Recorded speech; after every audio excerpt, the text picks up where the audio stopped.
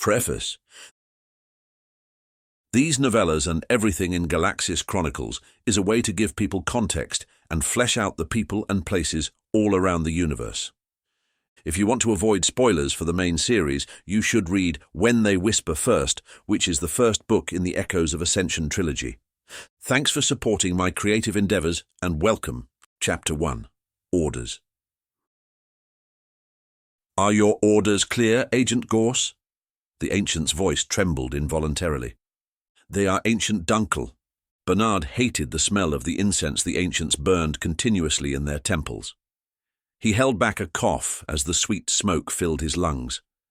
This temple was a smaller one. It was at the edge of a small port town called Virtud on the coast of Anat, the fringe planet he was currently assigned to. The locals here spoke an eloquent language known as Sati. Bernard had learned a few common phrases, but his pronunciation needed softening. He hated that he wasn't great at this. The pipes in the ancient's neck hissed as he struggled to prop himself up. "You will find your mark's home a short walk from here." Bernard lunged forward to assist the ancient, but Dunkel shooed him away. Dunkel hobbled over to a disorganized shelf behind the worn desk they were seated at. The room was well lit, the early morning sun streaming into the office. Mixed in with the strong incense, Bernard smelled the salty ocean air outside. The view from here illustrated some of Anat's natural beauty. Overlooking the docks, Bernard could see burly fishermen casting their nets into the vibrant azure-blue Anatian sea. Birds resembling gulls cawed overhead, diving at the easy prey near the docks. Bernard's daydream was interrupted by a thick leather book landing loudly in front of him. It kicked up a dense plume of dust. Bernard choked and spluttered as he cleared the air with his hand. Dunkel continued rummage through his tattered cloak. "Ah, here it is," he muttered as he produced a set of keys. He fumbled with them until he found a small, rust-covered key, his old, decrepit hand shaking unhelpfully as he attempted to place it in the locking mechanism of the oversized leather book. The mechanism clicked open satisfyingly. Dunkel gestured for Bernard to open the book. He flicked through the pages. He noticed the lineage of the town they were in. It was well-maintained and current. He stopped at the name Sabi. Bernard recognized the surname. A simple clay cup was their family sigil. "The oldest family here on Virtud," Dunkel stated as he fell back into his seat. Bernard studied the lineage. "I am confident I can do what is asked of me, my ancient." The Sabi really did date back hundreds of years. As he moved through the multitude of names, he saw his target. Chilo Sabi. Below Chilo's name, Bernard noticed he was a widower with 2 daughters. Yes, I've heard of the success you are owed credit for, Agent Gause." Bernard bowed his head slightly. "Why do I show you this book, Gause?" "I am not sure, my ancient. I know their family lineage inside out," Bernard thought to himself. The ancient stretched out his pale, shaky finger and dragged it across the page. "Many generations for this family," he paused a moment, "means he has many allies." Bernard nodded in agreement. He had been studying the town, his target and everything about this society and its culture for months. He trained hard in eager anticipation for the day he could complete the mission assigned to him. He only wished to serve the ancients and his beloved empire. As a young boy, he and his brother were taken, forged into Unberührbar, the best of the best. The ancients waited patiently in the shadows for an opportunity to strike at their target. When Chilo's blade master passed away, the opportunity presented itself. Bernard, amongst another few, would take part in a trial of sorts. He read that Chilo would train at least twice a day. "I understand, my ancient." Dunkel licked his shriveled purple lips. "Then take the strength of our beloved towers and do what must be done. Report back to me in a couple of days with what you have learned." Bernard stood up, leaned over the desk and kissed the top of the ancient's hand. Dunkel handed him the old set of paint-stripped keys. He walked up to some bookshelves to the right of the desk and tugged on a book called The Readings of Emperor Arend. At this, the shelving split, dropped an inch, slid backward into a recess, then in behind the rest of the bookshelf. Bernard unlocked the grated door that had previously been hidden. The tiny room was adorned with various weapons, disguises, a crawler bot writing station, and even a radio transmitter to communicate to any Imperial ships in atmosphere. Bernard rubbed at his fuzzy face and blonde moustache. He was still getting used to the facial hair. He preferred a clean, tidy look. He was flown in and brought into the temple last night under darkness. They feared that a family as well connected as the Sabi would have eyes everywhere, especially in a small town like Virtud. Bernard neatly packed his dark uniform away and swapped it for a linen shirt. He unbuttoned a few buttons and rolled up his sleeves. He had studied common attire and the traditions of Virtud and the wider Anatolia. Trying to blend in with the way he dressed was an easy way for others to not see his true purpose here. He unclipped his belt and with it his Kurt's blade. He unsheathed it, rolling the glimmering blade over in his hand. It was outlawed for any non-Empire soldier to have a Kurt's blade. It would be a dead giveaway that he was undercover. He sheathed the blade and added it to his neatly folded uniform, packing them into a footlocker at the base of his bed in the corner of the room. He looked at a wall of blades. Most of them had no sheaths. The locals tucked them into their thick, colourful belts. The belts were a rite of passage to adulthood here, and were often hand-stitched together from the finest material the family could afford. Part of his assignment was to create a believable backstory. He figured that he wouldn't try and pretend that his family farmed the lands or caught fish like most of the locals. Instead, he was from Pongam, the largest city on Anat. He would tell anyone who asked that he wanted a taste of the country life. He grabbed one of the blades, a punti, as it was called by the locals, a thin, needle-like blade that favoured fencing and distance over his Kurtz's more aggressive, front-on style. Bernard had trained endlessly with it. He hoped that all of those months trying to imitate their style of fighting would pay off. He pulled up some slim-fitting pants and wrapped his own woven belt around his waist. It was comprised of deep blues, vibrant greens, and decadent royal purples. The blues represented the oceans of Anat, the greens, the planet-wide farming culture, and the purples Bernard's capital heritage. Finally, he slipped on a pair of brawn leather ankle boots to finish his disguise. The mission was simple, but required perfect execution. He had to eliminate Chilo and ensure that the Empire could not be tied to the incident. Chilo, as the newly appointed mayor, had gained vast influence and wealth through his family's long-standing wine and wildlife farms in the region. Bernard didn't question the divine will of the ancients. After all, they knew the old texts and could hear the towers speak. He chucked a small rucksack over one shoulder and approached a hatch etched into the wall opposite his bed. He entered a long numerical code on a number pad attached to the door of the hatch. It led to sewers under the town where he would start his mission. Let's get to work. Chapter 2, Trial. Bernard watched his boots as he walked. A trail of dust followed in his wake, and his footprints left obvious impressions in the stones covering the road. He'd marched roughly one click from the sewers of Virtud. Surveying the land around him, he realized he was already on Chilo's farm. The Sabi politician owned the largest livestock farm and vineyard in the region. Bernard smiled at the workers moving throughout the vine harvesting the grapes. He waved kindly. He finally reached the crest of the hill, making his way through a small archway at the entrance of the estate. A slim, muscular man with a dark ponytail and tucked-in linen shirt was leaning nonchalantly on the pillars beneath the arch. Bernard wore his shirt similarly. The man stood up and firmly gripped Bernard's forearm. "Your name, friend?" Bernard found their greeting strange. "Capa Adinerado," Bernard replied calmly. The man nodded. "And yours?" "I am Vigil." Vigil pointed at the small rucksack on Bernard's back, gesturing for Bernard to hand it over. He swung it around and passed it to Vigil. "You are here for the trial, then?" "I am." Vigil carried the bag over to an old, stained wood table just past the archway. He poured the contents out and started rummaging through it all. Not much was of interest: a spare shirt, a small canteen, a pen and diary. Bernard noticed a book splayed open on the table, recognizing some of the names written on the pages. His pseudonym and two others were circled. "You like to write?" Vigil asked, holding the pen up. Bernard responded quickly. "Notes on my punti stances and techniques."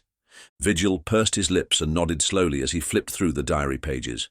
Crude drawings of old punti fighting stances and notes on how to strike different body parts were littered throughout.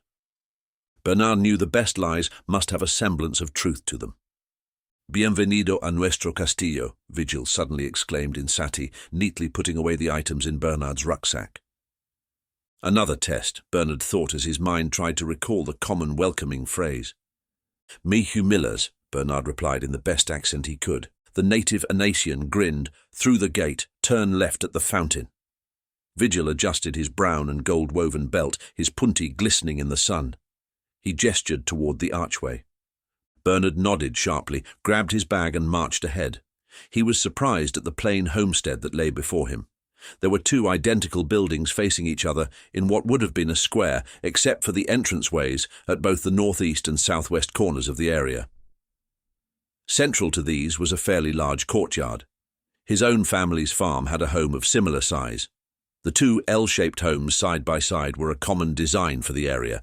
As he approached the modest house, a couple of armed servants met him a few steps before the entrance. They lead him down the side of the house, where small crowds and clumps of people gathered around a fighting square. As the armed men retreated back the way they had come, servants carrying various breads, local cheeses and Sabi wine swarmed Bernard. He swiped some of the bread and a few chunks of cheese, but was careful to avoid the wine. "Not today. I need all my wits about me." The sound of swords meeting rang out.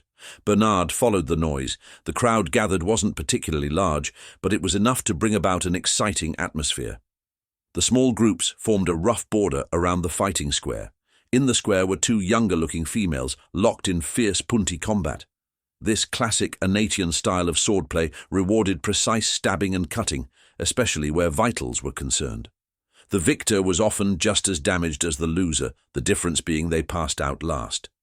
Bernard observed the fight intently. The girls moved gracefully around each other, both switching between stances to counter the opponent's movement. One would enter the prima stance, and in reply, her opponent would react by turning to seconda. Bernard recognized the positioning from his endless studies.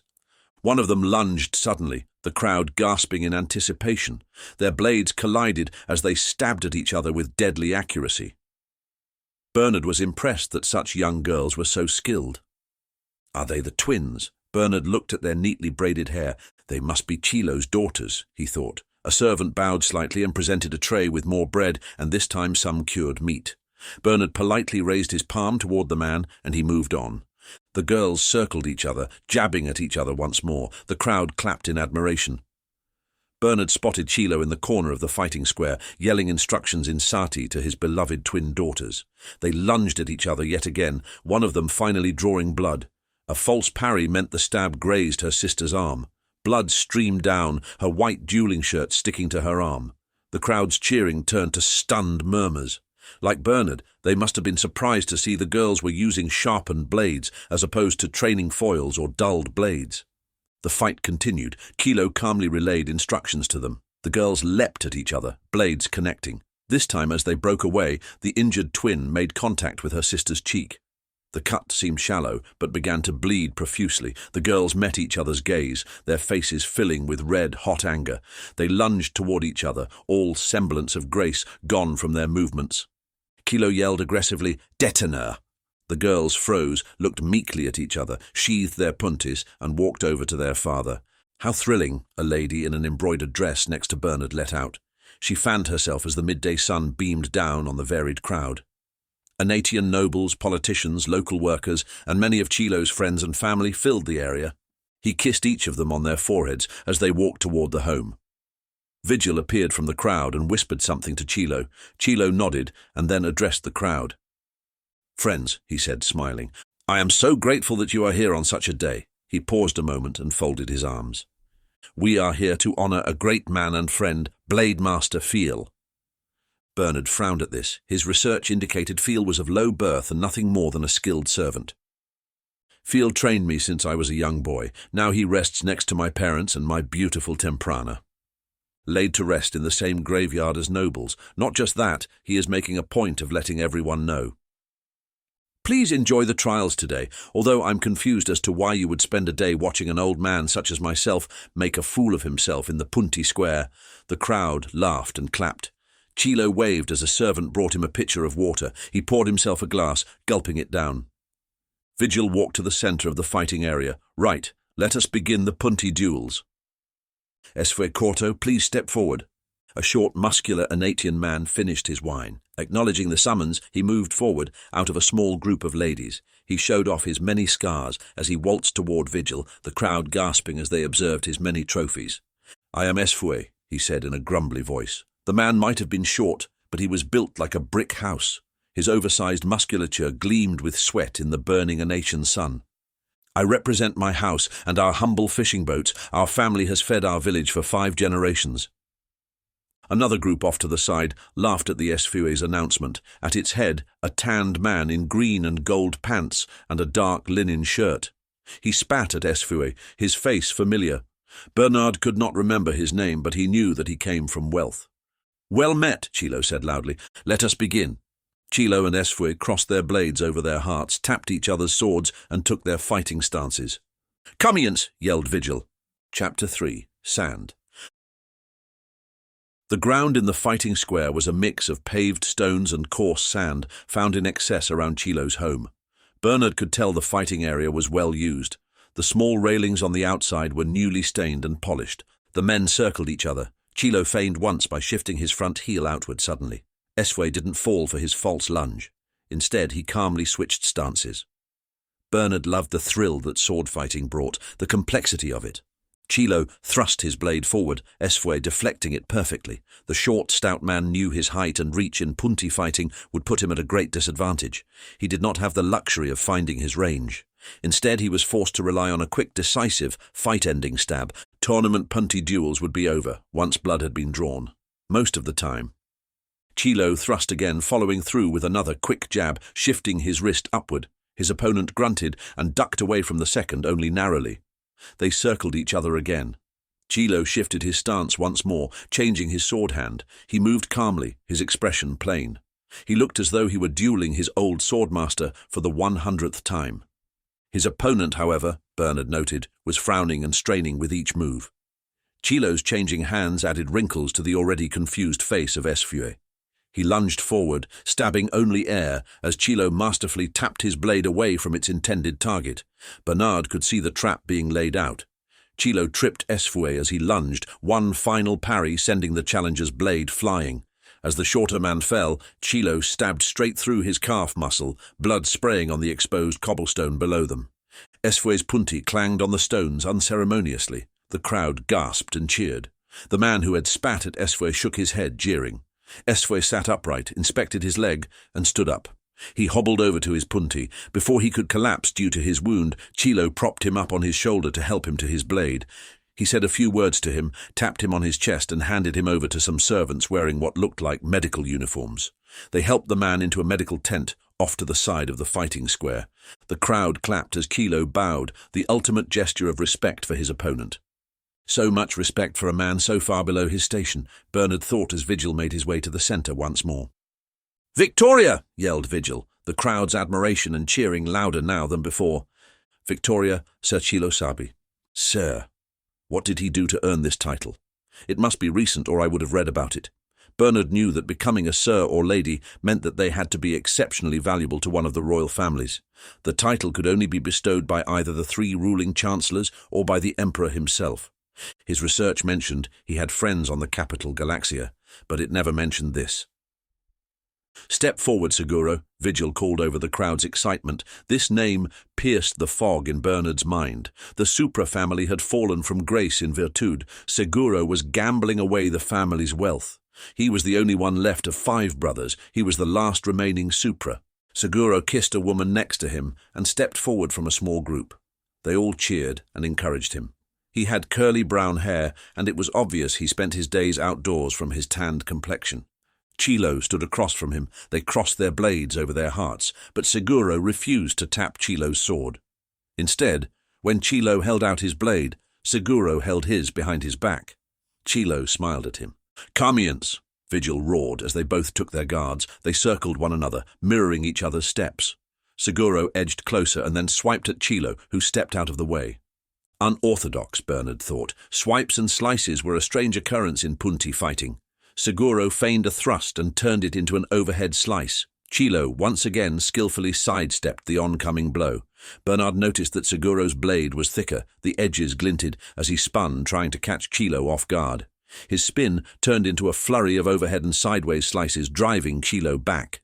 He grunted loudly as he swung another overhead and missed. Seguro spat at the ground, yelling, "Fight back, Cobard!" The crowd was stunned at the man's brazenness. Chilo circled him with finesse. His blade aimed at Seguro, who, by his lowered shoulders, Bernard could tell, was getting tired. Seguro swung his punti in a circular motion above his head, each time getting closer and closer. Chilo moved back slightly. Every time the spinning blade came around, it would narrowly miss the tip of his punti. With every swing, Seguro grunted louder and louder until suddenly Chilo thrust forward, perfectly piercing his hand. Seguro dropped his blade. Chilo used his punti to flick the fallen blade off to the side of the fighting square. Seguro clutched at his bloody palm, falling to his knees. "Do you yield?" Chilo asked firmly. "Yield to a Sabi, never." He spat on the ground. Chilo eyed Vigil, putting his hand on his punti, then motioned for him to stay his hand. "You have to yield, my friend. You have been beaten." Silence. Seguro finally stood up and smiled. "My emotions got the better of me. I am sorry. I yield." Tylo approached the man, moving to raise Seguro's arm, as was tradition, and another sign of respect. Bernard caught sight of Seguro's hand and the glint of a dagger in his loose-fitting shirt. Seguro reached down for it. "Knife!" Bernard yelled. Seguro took a lusty swipe at Chilo, a deep cut splitting his shirt, narrowly missing his stomach. He jumped back, slicing at Seguro's dagger hand, removing his pinky finger. Moving without remorse, Chilo pulled back, used the momentum of the previous jab, and stabbed Seguro through the knee. He twisted the blade aggressively in position. A classic punti-disabling strike, perfectly executed. The two precise movements sent Seguro falling in agony. He is fast, Bernard thought as he made final preparations for his trial. Chapter 4. Blade Master. Their blades clashed, sparks flying, sweat beads formed on Bernard's brow. Their fight had already lasted longer than the previous two combined. Chilo attacked almost rhythmically, with flurries of stabs trying to break Bernard's guard. Bernard would skillfully parry, sidestep, change stance, and then retort with a combination of his own. Chilo feigned using his heel again. Bernard did not react. He had seen Esfo ignore these, so he did the same. The men breathed heavily now. Chilo's bare chest glistened in the afternoon sun. The tassels of his green and orange woven belt swayed as he changed stances. He never bothered putting on a shirt after Seguro cleaved his previous one in two. Chilo's expression did not give much away. Bernard admired the focus and calm demeanor Chilo fought with. He knew his opponent was skilled and had seen the end of a punti all his life. They circled each other slowly, and Chilo flicked his heel once more. Bernard lunged in a sudden attack, calling his bluff. Chilo narrowly parried the blow. It left him off balance, and Bernard instinctively bashed his shoulder into his exposed chest.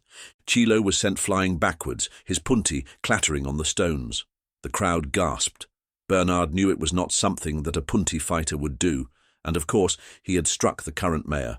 Someone way above his station. Bernard bowed, sheathing his blade. "My humblest apologies, Ser Chilo, I know—" "Nonsense," Chilo interrupted. He was already back on his feet, punti in hand. "I do not see blood, do you?" Bernard slowly stood upright. "I do not." "Then let us settle this duel, Kappa of House Adinerado." Bernard almost flinched. He was still getting used to his alias. The men brought their blades together again, holding them in an X, standard practice. At Chilo's acknowledgement, Vigil yelled, "Comience!" Bernard lunged forward aggressively, and Chilo sidestepped the punti coming toward his chest. Bernard was skilled enough to not overcommit and leave himself exposed. He retreated, keeping Chilo just beyond the tip of his punti. Think Bernard, find an opening. Bernard had been scrutinizing Chilo's technique excessively, but he saw no clear weakness. Chilo stabbed low, and Bernard parried. Then he stabbed high at blinding speed, almost catching the side of Bernard's face. Do I gamble on another heel feint? How do I get the better of him? Sure enough, Chilo's heel jumped out in another feint, only this time he attacked. It was a masterful combination of low thrusts flowing into overhead headcuts, which is something Chilo had, up to this point in the fight, not attempted. Bernard narrowly parried and blocked the intense volley of blows, getting pushed to the edge of the fighting square. The rules dictated that the winner was the first to draw blood, or push their opponent out of the square. They both grunted and gasped for air, neither giving an inch. They circled each other, patiently waiting for the other to make a move. Chilo calmly let his blade down to his side. Bernard kept circling him. He glanced down at the punti in Chilo's hand, perplexed as to what he was doing. Before he could react, the Anatian sent a small cloud of sand and stones flying at Bernard's face.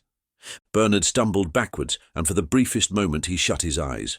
Using his free hand to wipe the sand from them, his vision came to, and Chilo's punti was leaning on the side of his throat.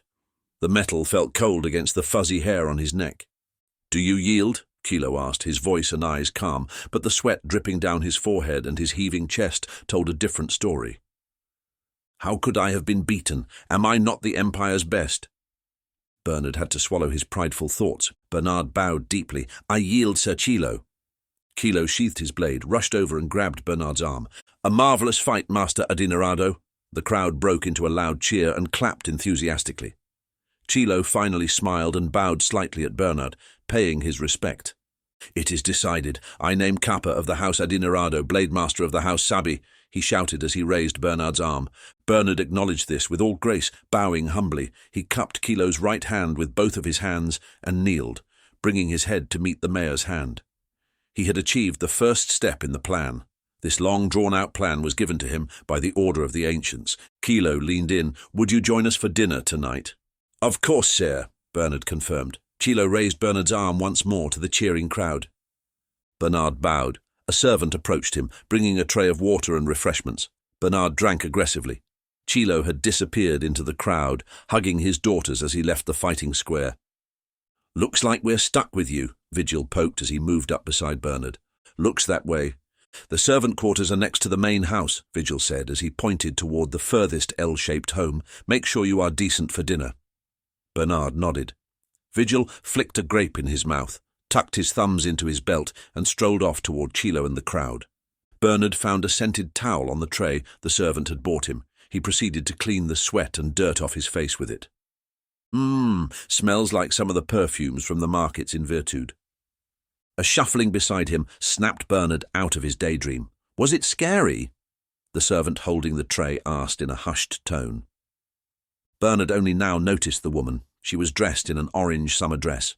She had a sleek face and dark features, attributes typical of those native to the area. Ser Kilo is very skilled, Bernard remarked. She smiled at him. I am Apoyo, the head house servant. Kappa of House Adinerado. You fought very bravely, she smiled at him again. Bernard was surprised that she'd even spoken to him. In all the cities he had travelled to, servants and slaves would be whipped mercilessly for merely uttering a word out of line. Such was the Empire's way. Thank you, Apoyo. I have been invited to dinner. Should I bring anything? Perhaps change your shirt, she chuckled. Bernard found she reminded him of a girl from the farm he grew up on. It was a calming feeling. He moved past it quickly, ignoring her jest. He finished wiping his face. She nodded, smiled politely, and headed toward another thirsty-looking group. Chapter 5. Wine and Roses. Kilo grabbed Bernard's clay cup and poured him another cup of sweet in-season wine. Vigil, Kilo's daughters, and Apoyo had been laughing at a crude joke he made about a fisherman he'd met a few weeks back. Bernard caught the tail end of the joke, so he had to pretend he heard and smiled absent-mindedly. There were so many things that he found strange here. Even though she was a mere servant, Apoyo sat at the table with the rest of them. She ate with them, laughed with them, she took part in the conversation. Bernard was perplexed. She is a glorified slave, but she has a seat at the table. Bernard noted the total number of guards across the premises, 3 including Vigil, him being Kilo's chief of security. On a farm of this size, he expected at least 50 guards and an equal amount of servants. Aside from Apoyo, he had only seen a handful tending to the garden in the courtyard between the 2 single-story L-shaped homes. It had all manner of roses and exotic plants imported from across Galaxis. Kilo and his family stayed on one side, and Bernard and all the other workers and servants stayed on the other. Everything he had studied about Kilo and his family indicated that they had significant wealth. "And how did you find today, Kappa?" Kilo asked, catching Bernard off guard. "Beg pardon, Sir Kilo?" "Please, just Kilo. How was the trial today? You certainly fought well." Bernard nodded in acknowledgement. "It was a great melee, a hard-fought duel indeed." Kilo smiled at him. "Aren't you angry?" he asked calmly. Bernard picked up some freshly baked bread. "Angry? Why would I be angry?" Bernard replied as he broke off a piece and began to eat. "Well, I cheated to win." Bernard wasn't sure if his head was spinning from confusion or the summer heat. He had been sipping on all-evening wine, but he was surprised to hear someone in such a high position speak so honestly. The members around the table looked at Kilo and then at Bernard. Bernard put his cup down after another long sip. He was trained in behavioral psychology, reading body language and societal immersion for the purposes of blending in, but he was taken aback by Kilo. He was no ordinary mark. In a real fight you would be dead, Bernard stated plainly, choosing blunt honesty as his path forward. Kilo pointed at him with his fork. It was loaded heavily with salted clearfish and green salad leaves. Exactly, he said, chewing as he pointed some more. Only after you had bested me did I figure out a way to beat you. An interesting technique that, Vigil said before clearing his throat. I trained with a few silver officers in Pongum, Vigil sniggered. Such a brutish style. Bernard dipped some of the fresh bread in one of the flavoured oils, all made fresh with ingredients from Chilo's garden and farm. Elegance does not conquer the universe, Vigil, Chilo said. His daughters had their hair braided neatly. They wore matching grey dresses. Bernard noticed them whisper and then point at him. He caught their gaze briefly, then they turned to their father and smiled at him. He smiled back. Indeed, as I discovered through training with them, their style favours direct, front-on attacks. They would look to overwhelm an opponent. Vigil rubbed at his chin for a bit, shrugged and put some more salad in his mouth. The girls are very excited to begin their training regime tomorrow, Kappa. In unison, the twins looked at him again. As am I, Bernard replied enthusiastically. As mayor, I am now required to travel to Pongam every few months for the council meetings. We will make sure the farm runs well, Sir Chilo, Apoyo chimed in as she served him some more clearfish. I have no doubt, he put his hand up, signalling for Apoyo to stop. So, tell us about yourself, Kappa. Bernard was about to drink some more when Chilo spoke to him, so he placed his cup down for a moment. Well, I've been honing my punti skills all my life. Since I was a small boy, my mother and father would push me towards becoming a punti blade master. Bernard finished a bit of the salted fish, washed it down with some more wine, and continued. After they had both passed, I swore I would become one to honour their memory. Kilo stopped mid-sip. If you don't mind my asking, what happened? His deep brown eyes fixated on Bernard. Sorry, forgive my prying. Bernard raised his hands. Not at all. Some thugs looking to make some Selton. Chilo shook his head. It is for stories like these that I have taken the mayor's seat. He finished his sip. I didn't want the mayor's seat, Kappa, but this wonderful town elected me anyway. He threw his hands up. What must I do? What can I do? Bernard smiled. You must do your duty, he said, chuckling. Chilo smiled and laughed along. The wine had made everyone jovial. Even Vigil cracked a smile on his otherwise stern face. When they finally stopped, Chilo stared off into the distance. Bernard could tell he was in deep thought. My old blade master, Feel, trained my father and then he trained me. When he passed, he was in the process of training my beautiful daughters. Chilo raised his cup. Salud, viejo amigo. Hear, hear, Bernard exclaimed loudly. Vigil and the rest of the table also raised their cups, cheering with Bernard. Their cups clinked and they took long sips in unison. The twins had already had their 1 cup allowance, so they had been drinking some fresh water drawn from the well in the garden. And for dessert, Apoyo moved over to the kitchen, which was right next to the open dining area. Redleman cake and fresh cream, the twins cheered. Chilo smiled. Vigil's head swayed unceremoniously as he polished off another cup of wine. Between the smiling faces and the general festive mood, it dawned freshly on Bernard. He was here to take this man's life. His training had taught him not to shy away from emotion, but rather to lean into it, make it as real as possible. He stared across the room as Apoyo put a large piece of cake in front of him. Bernard wasn't used to his mark being so good. What could he possibly stand accused of? He knew better than to ask questions about his targets, only this time he could not shake whatever the feeling gnawing at the back of his mind was. It wasn't a nice feeling. Ancient Dunkel will have the answers I seek. Chapter 6, Silverways. Bernard scratched the salt cat behind its ears. The creature was much like any other feline one would find across the galaxy, but here they were partially aquatic.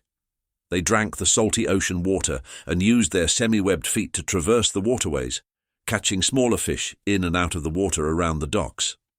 It purred as Bernard continued rubbing its head and face. He was in the Sabi's fighting square, ready to give the twins their first lesson. Apoyo had listed the weekly schedule on some fine paper in the common area of their quarters. "Will you teach us?" a quiet voice asked from behind him. He had hardly heard the twins sneaking up behind him. The salt cat had playfully been swiping at Bernard's hand. He, in turn, would keep it just out of the cat's reach. "Of course I will teach you. It is why I am here." "No," said her sister beside her sharply. They stood in all black clothing. Their braids were neatly woven and their shirts tucked in, puntis at their side. "Father is the best punti fighter we know. the first one said in a monotone voice. Field taught us everything about the punti, the second added. And what is it you want of me? Bernard walked up and down the fighting square, scratching at his beard. The salt cat meowed as he walked away.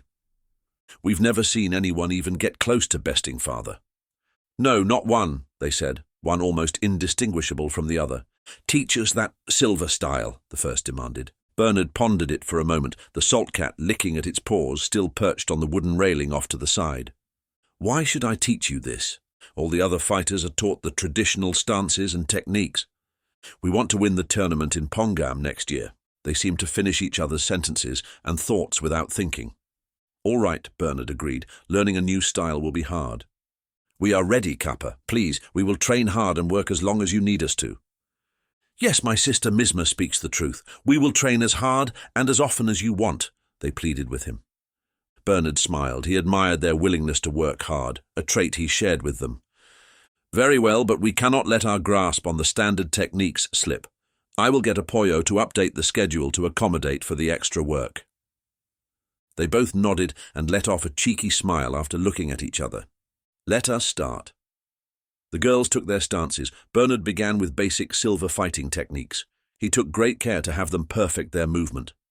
Each missed step or wrong foot was met with a tap of his punti on the railing and clicking off his tongue. They trained for a few hours. The twins diligently followed his instructions.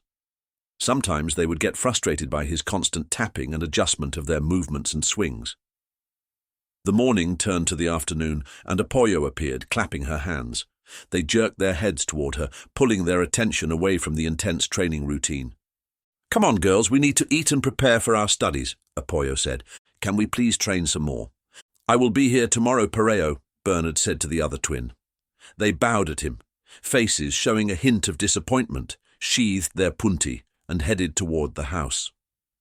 Thanks for today, Kappa. Misma turned back and waved at him. Apoyo smiled at him as the girls strode past her. I take my lunch in the gardens for those who are interested, Apoyo said, a smile dancing on her lips. Bernard looked on as they headed home, then headed to his room in the servant home. His arrangement wasn't large at all. The home they stayed in had a few private rooms for the staff, people like him, Vigil and Apoyo. The main area had some bunk beds and a kitchen that served food and drink for the workers and servants on Chilo's farm. Many of them stayed on the farm, the others had homes, some their own families, and they preferred to return there after their day's work. Bernard had been told this was one of dozens of farms Chilo owned in the area. He splashed some scented water drawn from the well in the garden on his face and back. He enjoyed the heat here. A few days, and his forehead had already turned a few shades darker. His reflection rippled in the bowl in front of him. He was still not used to the beard. With a fresh shirt and a clean face, Bernard traced the next line in his schedule. In his first few weeks, he would not need to train with Kilo, as he was off to Pongam to attend the council meetings. He could instead get a good understanding of the farm and how things worked. Lunch, he read to himself. He grabbed a freshly made sandwich and filled his water skin from a barrel in the kitchen as he headed toward the garden between the two homes. It was the only place that showcased any real wealth. As a farmer's son, he recognized that many of these trees were not native to the area, and as such must have been imported at great cost. The garden was lush with the greenest of grasses and vibrantly colored exotic trees. Some had plump fruit, including the red lemon, which he assumed was in season. The groundsman was busy fertilizing the soil and trimming the plants and trees. A fierce punti fighting warrior approaches, Apoyo said as she sat on the well, teasing him. She was halfway through a sandwich of her own, biting at it gingerly. Bernard joined her, sitting on the grass next to her. She wore her hair loose with a few small braids hanging over her cheeks. They began conversing, at first about nothing significant. Then, before Bernard knew it, she was sharing stories of how her family had fallen from grace and how she was forced into slavery. Before this, she had been sold to a pleasure house in Pongam. She fled, ended up here and found her place on Chilo's farm. She added that there were no slaves in Virtud. Chilo had outlawed slavery. Servants were certainly not akin to slaves here. They were to be fed, housed, clothed, treated with all respect and dignity. She'd felt at home right away. Bernard responded with stories of his own. He would respond with stories of his hard life growing up, leaving out the incriminating bits. The afternoon sun lit up the garden around them, the trilling of the many insects and the chirping of the various small birds, creating a wondrous symphony around them. Chapter 7. Answers on Blood. Ancient Dunkel's bony hand was shooing away a fat summer fly as Bernard approached. The old creature's hood was down. Bernard had been around the ancients all his life, but the terrible genetic modifications and mutilations caused horrific disfigurement. It unnerved him just as much now as it had when he'd first met them. Dunkel's face was buried in wrinkles, though even these didn't reveal his true age. His eyes sat deep in their sockets, and a myriad of hissing pipes streamed from his head to all the other parts of his body under his cloak, keeping him alive. Rarely would they have their hoods down, even in their temples. "So you have doubts?" he rasped slowly, the welcome morning breeze lifting what wispy hair was left on the old Silver's shriveled head. Bernard had come to seek answers from him. In all 11 of his previous assignments, the reason for the orders made sense. He told himself over and over that even if it did not, the ancients and the tower's texts were right. Only this time, he saw no sense in it. "I see a man who is wealthy, but not by corrupt means. He lives a simple life with his family. Why have I—" Dunkel stuck a bony finger in the air and shifted his weight on the flimsy wooden chair. It scraped awfully against the stone floor as he stood. He wandered over to a shelf, moving a few leather books to the side, and strolled back with a small black metal box under his arm. After an eternity of searching, he finally found the right key and unlocked the container. He pulled from it a cylindrical crawler bot message, twisted it and pulled it apart. He slid the long sheet of paper over to Bernard and tapped on a bloody fingerprint at the bottom right. Bernard looked down and recognized the message. It was the order for Chilo's life, signed with his own bloody fingerprint. The smell of sickly, sweet incense hung thick in the air. Dunkel unfolded some spectacles and started flicking through the pages of a large black leather book off to the side. Its cover depicted the 3 towers, in all white. From the Texts of the 12, Volume 3, Ancient Drit, a command or order carried out by the wrong person or persons is poison to a growing empire. He articulated the words slowly. Bernard had studied the texts relentlessly. The 12 were the original ancients and founders of the order, or so the stories go. They each wrote their volumes and books on their areas of expertise. They covered warfare, agriculture, and how to control people, how to act as an emperor and everything in between. "Ancient, my loyalty is unquestioned, my dedication unwavering," Bernard said, stern-faced. "I share thousands of years of knowledge of consciousness with my brothers." "Bernard," Dunkel coughed. He sipped at a cup of bitter red wine. "We guide our galaxy to a future which only we in the texts can see." The answer frustrated Bernard. The grim, secret training world of Metalmac was where the ancients had their headquarters.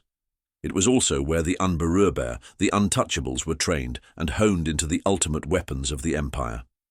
Even here, the ancients kept him and all the other agents at arm's length. Bernard and the other agents only heard whispers of what the ancients were ultimately trying to achieve. They never stood still long enough to ponder on the matter for too long. Their orders would send them off to worlds anywhere across the galaxy.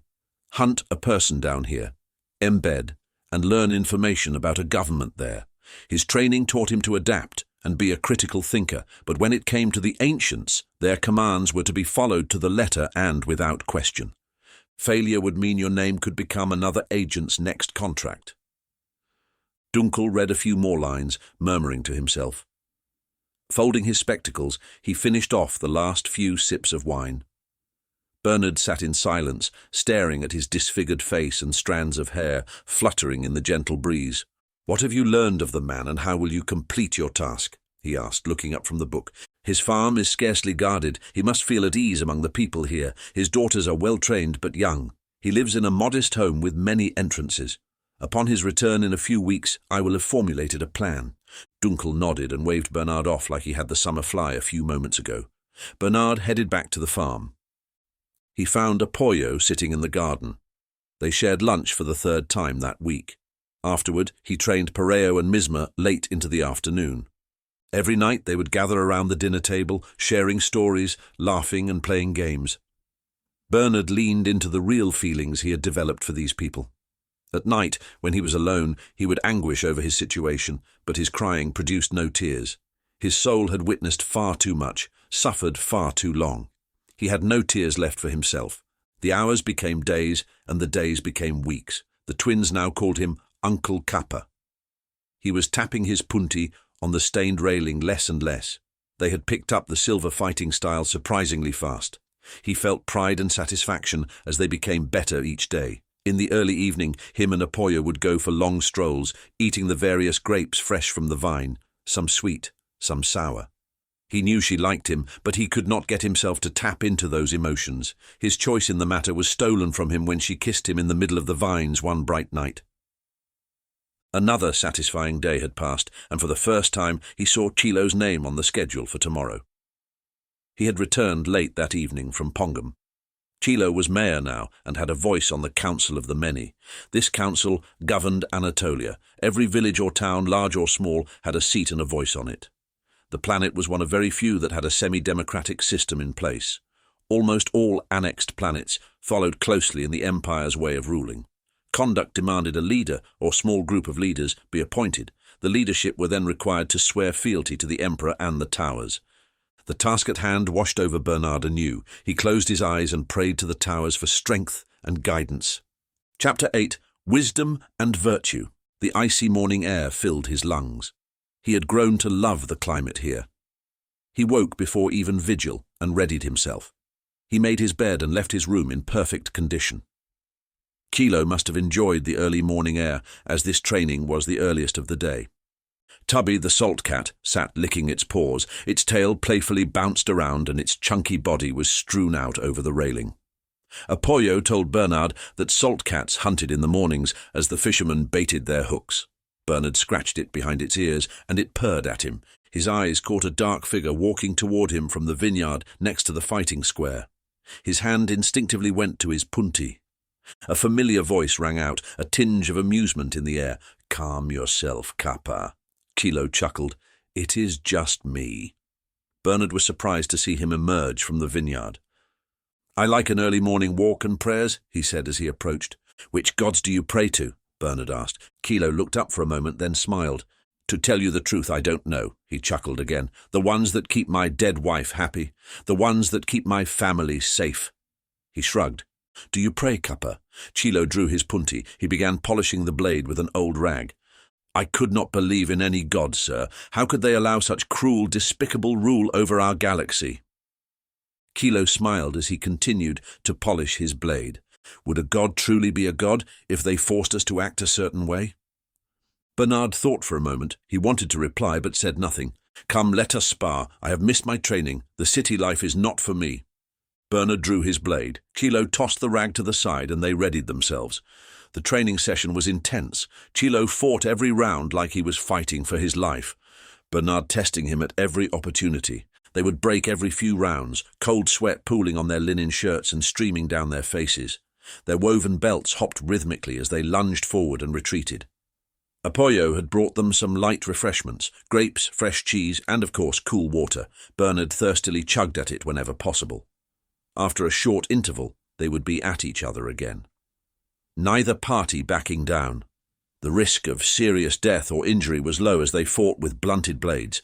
Bernard would land a fatal strike one round and Chilo would beat him the next, and so they went on for a couple of hours.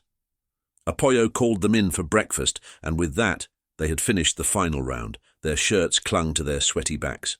After a few splashes of cold water from the barrel next to the fighting square, they went inside. Fresh fruit and a porridge were served. Apoyo had learned the recipe from her mother. The girls were excited to get their training going. They sat in their all-black clothes, hair neatly braided. "My damn bladder is acting up again," Vigil grumbled. He was drinking a tomato pepper puree to help combat his headache. He and the other guards often stayed out too late playing card games in the common area. The duty of knights was rostered to share the load. Only 2 of them were around the premises on any given night, one at the main gate and another patrolling around the farm. Bernard timed the walk one evening, and it took the guard 40 minutes to make his way through and around the premises. "I'm pissing every few hours and it hurts like hell." "None of that foul talk here, please, Vigil," Apoyo asked, stern-faced. She was dishing Chilo another helping of the hot porridge. He was reading the many letters he had been sent while he had been away. Bernard tried to make out the seals. A fine piece of rolled-up paper tumbled over. It was an all-black seal with a void serpent eating its tail. A curse ran vertically through its center. He knew that was the Emperor's seal. It was such a strange thing seeing the Emperor's own seal here. He had seen many other people read far less important messages, in palaces much grander than this simple home. "We have silver guests tonight," Chilo stated, folding up another letter. "We do?" Apoyo exclaimed. She was off to the side, slicing some more cheese. "Yes, I met the new Oberst of Pongam. He wishes to inspect Vertud and his local garrison. This one and a few other coastal towns now fall under his command." Vigil sniggered. "He won't be pleased with what he finds." The garrison of silver soldiers, if you could call it that, was merely 5 soldiers strong. They had a shabby home in the town square overlooking the docks. They frequented the local taverns, often causing trouble. They were ill-disciplined and a constant frustration for Chilo. Dunkel had even mentioned how little he thought of them. "I only ask that you treat them with respect," Chilo requested, as he sipped some spiced tea. He continued peering over letter after letter. "We will be on our best, sir," Apoyo said, topping up the fruits and cheese. "Father, Uncle Kappa is teaching us silver techniques," Misma let out. Chilo frowned and put his paper down. "Is he now?" "Yes, and we are getting so good," Pareo chimed in. Chilo smiled and shook his head. Bernard found him difficult to read. He had not spent much time with him, but most people told interesting tales with their emotions. Their body language and facial expression often gave away all Bernard needed to know. Chilo, however, did not give much away.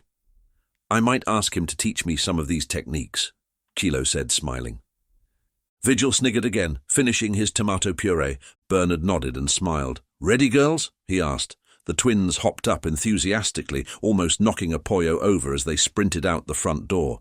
Bernard helped her remain upright and she rubbed at his forearm. She tucked a loose strand of auburn hair behind her ear. "Go now, and don't be late for lunch."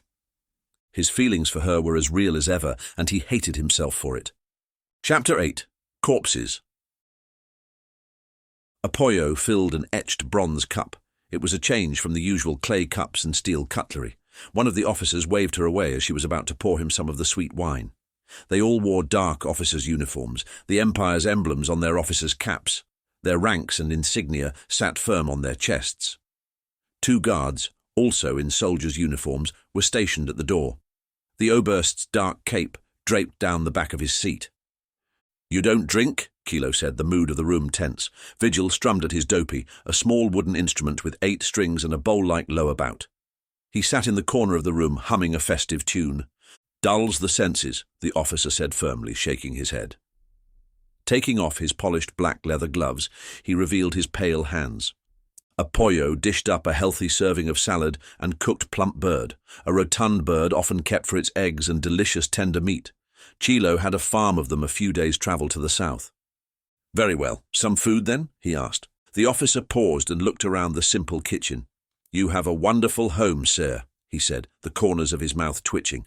"A lovely abode for the fat little bird." Bernard looked at Chilo, interested to see if such an insult would cause the mayor to flinch.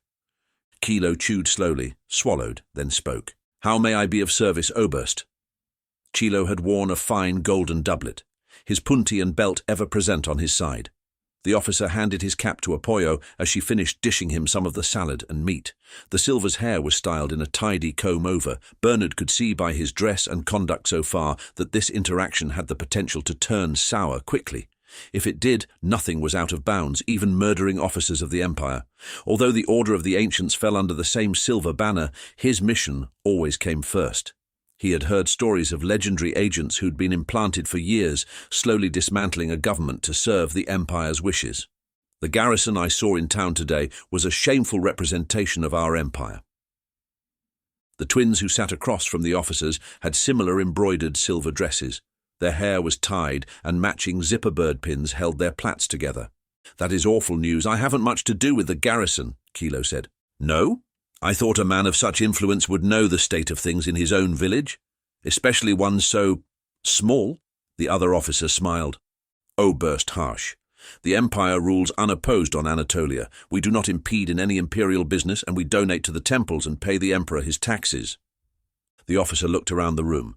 "Your servants sit with you, eat with you. Are you not ashamed?" "It works for us," Chilo said, smiling, as he stuffed his mouth full of a crisped, fatty piece of the bird. He had to quickly catch the juices dripping down his chin with a napkin. The oberst was entirely unamused. You'll be happy to know the men occupying that sad excuse for a garrison were hanged on the spot. Why would that make me happy? Chilo replied quickly, frowning at them. Why would that make me happy, oberst? The officer replied in a slow, cold tone. Chilo stared at him sideways for a moment. Vigil had stopped playing now. Why would that make me happy, oberst? Cleaning up the town will be mine, and Hauptmann Kumpel's first priority. The room had gone completely silent, apart from the odd piece of cutlery scraping on the bottom of a plate. The officer's plates sat untouched. By all means, Chilo said cheerfully as he continued devouring his food. The officers looked at each other. I will be able to tell Emperor Arend all about it in our next correspondence, he continued between bites. The oberst let out a snort. I should have you whipped for even mentioning our emperor's name in a place like this, let alone for claiming to correspond with him. I am a great many things, oberst. However, a liar is something that I am not. Chilo wiped his hands and stuck one out. Apoyo promptly plopped the fine paper and now broken black seal into it. To my friend Kilosabi, your contributions to our empire remain a breath of fresh air in these troubling times. The officers frowned. Chilo continued to read, My family and I look forward to another long stay on your beautiful game farm. Manfred was so fond of the hunting that he asks when we can go again every other day. I'm very pleased to hear you were appointed mayor, and I know Virtud and the wider Anat will be better off with a leader such as yourself at its helm. Signed, Emperor Arend of House Ulm. The officers sat stiffly, the oberst fidgeting. Shall I tell him about the town garrison? Chilo asked. Sir Chilo, I may have misread the situation of your town. The oberst had refused to address him by this title all night. If our glorious emperor has seen it fit to visit, who am I to try and change a winning formula? The officer's tone changed drastically now. I apologize if I came across as callous. No apology needed, oberst. Let us never speak of it again. Now please enjoy this meal. Chilo gestured to the various foods in front of them. Apoyo spent all afternoon preparing it for you. The Silvers nodded and smiled curiously. The night carried on. The Silvers ate generous helpings of whatever Apoyo put in front of them. Both they and the twins smiled at Chilo's jokes. Vigil played his dopey, the melody becoming worse and worse the more wine he drank. At the end of the night, after everyone had left and only he and the slight breeze in the kitchen were left, Bernard returned to read the letter. Your contributions to our empire remain a breath of fresh air in these troubling times. I must, however, issue an order to increase both your Celton and food contributions. Your farms spread far and wide over Virtud and the wider Anatolia. The time for war is coming. Ships from the Travel Guild will arrive, and they expect the following. The letter listed off various items, thousands of kilograms of fish and wheat, an amount of Celton beyond even Bernard's comprehending, and then some. I lied to them, a voice whispered from the shadows. Chapter 9, Dark Deeds. I should not have. It's fine, Cowper, Chilo said, stepping out of the shadows and into the candle-lit room. Bernard was annoyed at himself for not noticing him. Why would you lie, sir? If they found out, they could kill you. So many people risk so little, I've found. How many innocent lives did my lie save? How many would have died at the hands of this oberst trying to prove himself? Bernard agreed, but he said nothing. Shall we walk? I've found I can't sleep much these days. Bernard found the brisk nighttime breeze refreshing. The storms on Metalmac were so ferocious that only the bravest ever dared go outside. It was cold and wet. Only the Order and the Unberührbar knew of the secret planet. Bernard loved strolling outside whenever he could. It is a strange feeling having enough, Chilo spoke up. They had been walking between the recently harvested vineyards in silence. You certainly hide it well, Bernard said. My grandmother taught me how to build and keep my wealth, Chilo replied. They were both barefoot in the fertile soil. Bernard paused and stared at him for a moment. Yes, she had seen her husband build the farm from nothing. Then her son, my father, gambled and hoarded away, so she took it upon herself to teach me. Bernard nodded slowly. Through it all, this farm with its simple homes has stayed with us. None of the other ones matter, only this one. A nice thought, Bernard replied. Remember your roots, and they will always look after you, she used to say. Chilo flicked a grape into his mouth. A few insects chirped around them. Tubby trailed behind them now, waiting for them to throw a rogue piece of fish or meat his way. I spoke to some of the punti schools in Pongum to ask about the tournament, and you... Bernard shuddered for a brief moment. A chill shot down his spine. They passed one of the two guards on duty. He was walking around the farm perimeter. They nodded at him. I am very pleased that you have found our farm and family, Kappa. The twins seem to like your teaching style. I enjoy teaching them, Bernard breathed, relieved at the sudden change of topic. They went down a narrow path and up a small hill at the edge of the farm. Bernard had not gone up the hill, but he knew it was the burial ground of Chilo's family and the recently deceased blade master, Feel. A monstrous ink tree loomed over all of the simple headstones. He had seen a tree like this before on his home planet. The leaves and trunk were black as the night. Some cultures believed these trees were gateways to the afterlife and that anyone buried under it would find safe passage there. They sat on a rock wall bordering the graves. Chilo stared at the vast farmlands below them. From the hill you could even see Virtud and its lights flickering in the distance. On the other side, behind Virtud, stood the east mountains that surrounded the village. He found it odd that they were actually to the west. Do you know how many sutresses? Chilo asked. Bernard was taken aback by the strange question. Sorry, sir. Do you know how many sutresses have sent me letters over the years? Bernard chuckled. Too many to count, Kappa. Chilo walked over to a small gravestone. It had a bouquet of fresh flowers next to it. She even said I should find another. He looked back at Bernard. How could I do that? A sadness washed over Bernard. He knew what he was here for, but he could not make sense of it. For the first time, he could not understand why the Order had condemned this man to death. Chilo sat hunched over the grave for a long while, muttering a few words to himself. They both sat in silence after that. Kappa had brought with him a water skin and filled it with wine. They passed it back and forth, taking long sips.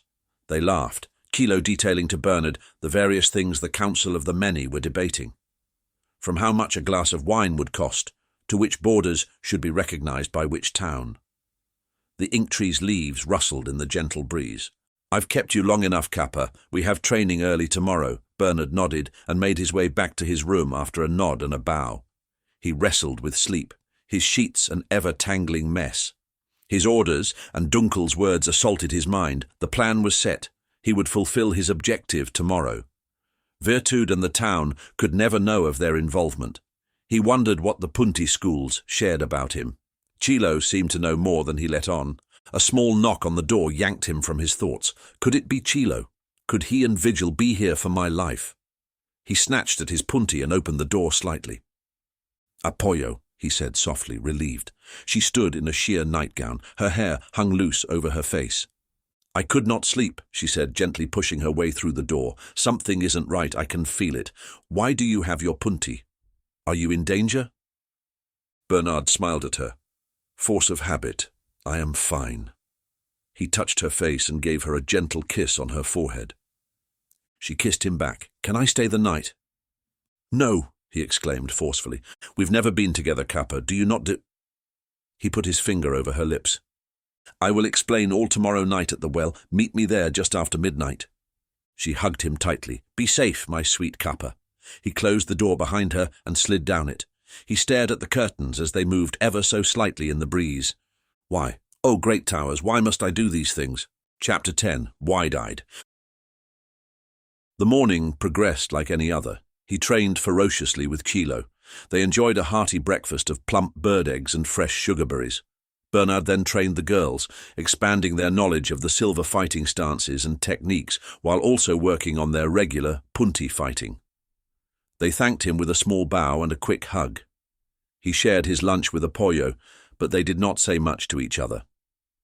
She looked at him worriedly as they ate, more accurately nibbled at the freshly baked bread and cured brawn sandwiches. He bathed well, applying some scented oil to his beard. Apoyo had bought it for him from the markets in Virtud. That evening, they sat around the table sharing more stories, laughing at Vigil's crude jokes. Bernard sat writing and drawing techniques as the warm spiced tea was served after dinner. Vigil continued drinking wine as he always did. However, tonight, Bernard dropped 2 drops of a clear liquid from his pen into his drink as he offered him another cup. Vigil accepted it gladly, and with it, the scene was set. Later on, Bernard sat on his perfectly made bed. His punti was across his lap. He meditated on the ancient texts. One specific verse grounded him in his mission. Even a dark deed done in service of the Empire is a deed well done. He heard the door next to his room creak open, and he rose, sheathing his punti and tucking his pen in his woven belt. He opened the door to Vigil, haunched over, leaning on the side of the hallway wall. He stared up at him. "Help me up, Kappa. I've been vomiting all night." Bernard propped him up and led him down to the end of the hall where the washroom was. Vigil lurched forward toward the toilet the moment the door opened. Red and yellow vomit gushed from his mouth. He wiped his mouth and slumped with his back against the wall. He eyed Bernard groggily. "Huh? Why are you still here?" he managed to slur. Bernard looked at him, cold and unmoved. "Here to watch the show? Very well, watch away," he yelled as he bent over the toilet bowl once more, retching as more vomit poured out. "I hated your stupid jokes," Bernard hissed in an icy tone. He unclipped his pen, turned the top bit of it left and the bottom to the right. It came apart, and with it, rows of stark rope uncoiled itself. Vigil hung over the toilet, Bernard tightening the rope around his neck. He tried to grab Bernard's face as he was yanked off the toilet in a violent motion backwards. He gurgled and swore as the stark rope began cutting off his air supply, tightening more the more he struggled. Bernard kicked his legs out and he sunk to the floor. He pressed his knee on Vigil's back, pulling with tremendous force. The struggling became less and less until Vigil let one last gasping breath. Bernard uncoiled the stark rope and let Vigil slump forward. A small stream of blood trickled from his nose. Bernard cleaned the blood, flushed the toilet, and ensured the hallway was clear. He dragged Vigil to his room and placed him down on his bed, removing his woven belt. He coiled the pen garrote back into itself and moved on to his next task. He opened the door to the room 2 doors down. The heavy-set man had been serving at Chilo's farm for many years. He snored loudly. Bernard, using his punti, stabbed with absolute precision through the man's temple, and the snoring ceased. A small fountain of blood trickled onto his pillow. Bernard snatched a burner packet from his footlocker. The cobbled hallway was clear. He checked in to ensure Apoyo was not in her room. She must be at the well already, he thought as he clicked her door in place. He moved quietly through the rest of the building and out onto the farm. He made it to the archway at the edge of the farm, where he knew the one guard would be. The young man greeted Bernard with a curious smile. He had only recently joined. Chilo reluctantly agreed to have a 4th guard join their security detail. They waved at the guard patrolling the perimeter. 40 minutes, Bernard reminded himself. Bernard shared a burner with him. The conversation was awkward at first, but after a bit of prying, he opened up. He told Bernard about how proud his family had been of him for joining Chilo's security team. His father was a fisherman, and before this, they always pushed him to quit punti fighting and join his father on his boats. Bernard smiled and told him tales of his make-believe story, mixing in some small truths to make it more believable. Bernard stared at the youth's face. He had fiery hair, which for the region was a strange occurrence. Once he started talking, Bernard couldn't get a word in. The conversation led to punti fighting, and Bernard showed him the intricate design around the hilt of his own punti. The young man drew his and showed it to Bernard. He inspected it closely, looked up at the young man, grabbed his shoulder, and yanked him forward into his punti, piercing his heart. The young man's eyes widened, and he coughed gently. Bernard's blade stuck right through. His knees collapsed under him. Bernard knelt over him, holding his head up. A stream of blood poured from his mouth and out of the front and back of his leather jerkin. "Why?" he managed, choking on his blood. Bernard just stared at him. The truth was, this time he could not say why. Only that this young man stood between him and his mission. The empire and the order he served demanded results, and he was in the way. His eyes turned glassy as they fixated on the stars, his life leaving him. "Kappa!" a voice sang out from behind him. The patrolling guard had noticed Bernard cradling the young man. "Come quick," Bernard replied. "Hold his head up, I will go get help." The man rushed over, grabbed his fallen comrade and took Bernard's place. He inspected the wound and stopped. He stared up at Bernard, who had drawn his punti once more, pointing it at the guard. Chapter 11. Fresh Scents. The guard barely began to shout, "You bast!" before a precise thrust punctured his throat. He coughed as blood filled his throat and mouth. He clutched at his neck and the open wound. Blood gurgled violently for a few moments until he lay motionless. Bernard wiped his blade on the fallen man's shirt and dropped Vigil's belt nearby. "Almost there," he murmured to himself. Bernard looked up at the moon. It was right above them now, which he knew meant it was close to midnight here on Anat. The moon glowed a bright yellow. A cool nighttime breeze jerked at his shirt. It hung loose around his waist from all the recent activity. "A fierce punti fighting warrior approaches," Apoyo's gentle voice teased from over by the well. This is where they had been eating lunch at together for the past few weeks. She had lit a few candles around it and prepared a few Redelmont tarts and spiced wine. Her hair sat loose on her violet summer dress. She wore a simple pendant of 2 spears crossing, the only thing her mother ever gave her. "You look beautiful," Bernard said as he bit into one of the tarts. The sugar helped calm his nerves. Adrenaline had been coursing through his veins. He sat next to her on the old well's edge. "What is bothering you?" she asked, reaching out and touching his hand. "Oh, the oils smell so good on you," she said as she leaned in and sniffed at his neck, giving him a quick peck on the lips as she retreated. In truth, Bernard did not know how to answer her. The moment she'd kissed him in the vineyard, he knew that she could not live. As an Unberührbar, completing your mission did not simply mean killing. The Empire must never be revealed as the ones behind the act. His love for her had grown even stronger than he had anticipated. He had travelled across the galaxy, dispatching targets of all shapes and sizes. Each time he felt he lost a bit more of the boy who'd grown up on the farm, sold to the Silvers at a young age. He looked at her. She grabbed for his hands, holding them in hers. She rubbed at his palm, looking down and flipping his hand over. Even in the low light provided by candles and the moon, she could see the lacerations and bruising left by the garrote from the struggle with Vigil. "Kappa," she said, looking at his face intently, desperate for a response. Bernard could not stop the tears as his eyes welled up. He lunged forward, hugging her tightly. She resisted a moment, but eventually her body relaxed. She embraced him, and they sat there for a blissful moment, a single tear streaming down Bernard's face. He sniffed and held her even tighter. "Okay, Kappa, we can talk about it," she reassured him, but Bernard did not let go. His grip tightened further. "Kappa, you're hurting me," he didn't relent. "Kappa," she yelled, pushing herself backwards. His eyes were still filled with tears. Behind the tears, a cold, hard stare. She looked at him, her eyes and mouth widened terribly as he lifted her feet off the ground and heaved her, with all the might he could muster, down into the well. Her head and body hit its sides as she eventually splashed into the water. Bernard sat motionless, staring at the spot where Apoyo had been sitting but a few moments ago. He meditated further on the ancient texts as he wiped away snot and tears. Almost there, he encouraged himself. He headed into the main home where only Kilo and his daughters stayed. The door to Chilo's room opened smoothly and quietly. One of the workers had recently added some plump bird fat to its hinges. The curtains and windows were open. Kilo had his back to the door, laying on his side. The room wasn't much larger than the one he stayed in the other home. The main differences was the portraits that hung on his walls. They were all of him, his wife and their 2 daughters. He also had his grandmother's punti adorning his bed frame. The inscription below it read, "Familia, amigos, deba." Bernard translated it to mean, "Family, friends, duty."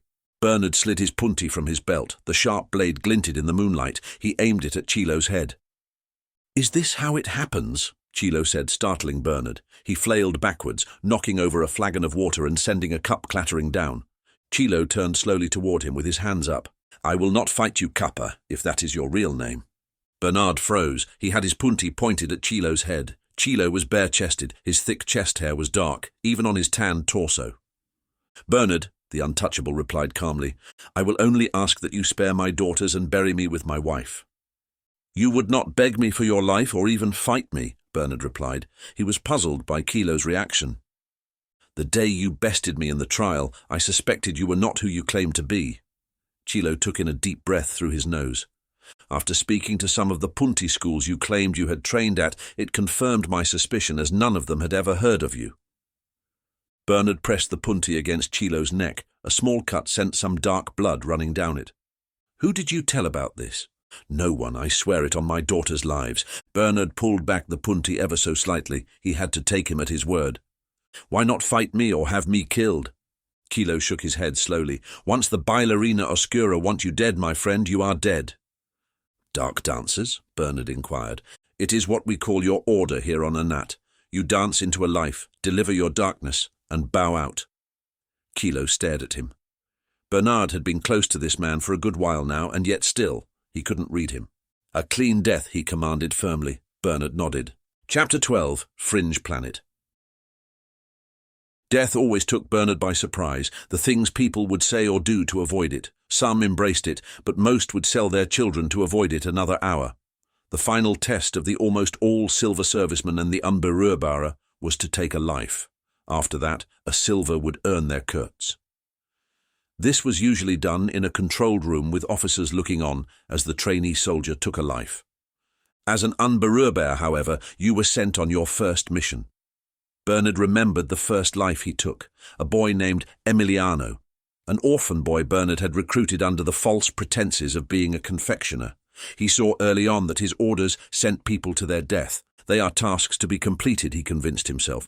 The curtains bumped against the open shutters. Chilo had sagged forward. A clean stab through the heart from Bernard had killed him. Dark blood poured from his mouth. Bernard pushed him backwards, laying him down gently. He shut Chilo's eyes. Goodbye, Chilo, he thought, as he crossed another task off his list. He rushed to the kitchen, carefully surveying the hallways to ensure no one spotted him. The home was dark at night. Apoyo usually lit a few candles throughout the hallway. His eyes surveyed the pantry. Fresh herbs, vegetables, and fruit. He rummaged through the jars on the lower shelves. Gotcha, he thought as he grabbed a jar of plump birdlard. He inspected it closely to ensure it was indeed what he needed. Uncle Kappa, a quiet voice called in the doorway of the kitchen. Bernard looked up. There stood Misma with her punti in hand. Dunkel scribbled away on the fine paper. He adjusted his spectacles. The town bells were chiming loudly outside, and there was a scurry about the entire town. Bernard sat with his arms crossed, waiting patiently for the ancient to finish his letter writing. The incense was extra pungent today, and it annoyed Bernard to no end. That, and he had not slept for a few days. "So it is done then," Dunkel finally said in his raspy voice, dropping the pen. "It is, my ancient." Dunkel sipped some spiced tea from a clear cup. The smell took Bernard's mind to the well from last night. "Quite a ruckus outside," Dunkel continued between sips. "I burned the head of security's body and left his belt in an obvious enough place. Anyone suspecting anything will think he committed the crime and ran off." The plump bird fat had burned particularly well. Not much was left of vigil once the flames died down. Dunkel coughed. "Smart, probably explains the bells, people running all about the place trying to put out the fire." Bernard nodded, his face lacking any expression. "And this?" Dunkel pointed to Bernard's hands and shirt. You buried them?" Dunkel let out. Bernard did not reply. "You feel sympathy toward these people, the ones who would sooner see our empire and our towers burn?" Bernard looked at the dried soil between his fingers and the bruises the garrote left him with. "Just another task, Bernard, just another task. No, ancient, I only live to serve our order, our emperor and our beloved towers." Dunkel nodded in satisfaction and raised his spiced tea in the air. "Well said." He pricked his finger and imprinted his thumb next to Bernard's on the contract, marking it complete. He rolled it up and placed it in the crawler bot. He wound up the bot until a small monitor, etched into the 8-legged mechanical spider, turned on. Dunkel entered the coordinates of the ship it was meant to be on. The screen flashed, asking for a seal to confirm the order. Dunkel pressed the orders to seal into a groove on the front of the bot. It scanned it and locked shut. Dunkel picked it up and delivered it to the window. It burrowed itself just below the surface and started making its way to its destination. "The contract is complete. My brothers will hear of your success," Dunkel said as he and Bernard looked out at the docks, the clear Virtud Ocean sprawling endlessly away from them. Bernard imagined Tubby was taking his first nap of the day after catching a large clearfish. He imagined Apoyo had prepared them all a hearty breakfast. Vigil would be cracking a crude joke, trying to get rid of the headache from all the drinking last night. Apoyo would brush his arm and ask him to have lunch with her. Unfortunately, he knew that her body was rotting at the bottom of the well in the garden. Vigil was burnt to a crisp, and Chilo was buried next to his wife and the rest of his family. "You have served your empire well, Agent Gause." Dunkel stretched out his bony, white, wrinkled hand. Bernard took it and kissed the top of it. "You honor me, my ancient." Dunkel strode over to his desk and uncoiled another letter. He shakily unfolded his spectacles and started reading. Bernard looked back at the docks. He took solace in the fact that the one good thing he did was spare those girls. He sent them away crying, warning them to go to one of their father's farms and hide away so Vigil could not come back to kill them too. He sold the lie well, and he knew they believed him. He even dug 2 small graves to throw any prying eyes off his scent. Even so, he knew what he had done had been irresponsible. The Order has another task for you, Agent, Dunkel said, peering over his spectacles. Emperor Arend has asked our Order for a great many of our agents, and my brothers have agreed to his request. It appears the Second War is upon us. There are rumors of large rebel forces gathering across various sectors. We must find out who is pulling the strings. Where am I to go? Gandar 5, Dunkel confirmed. One more task, Bernard, one more task.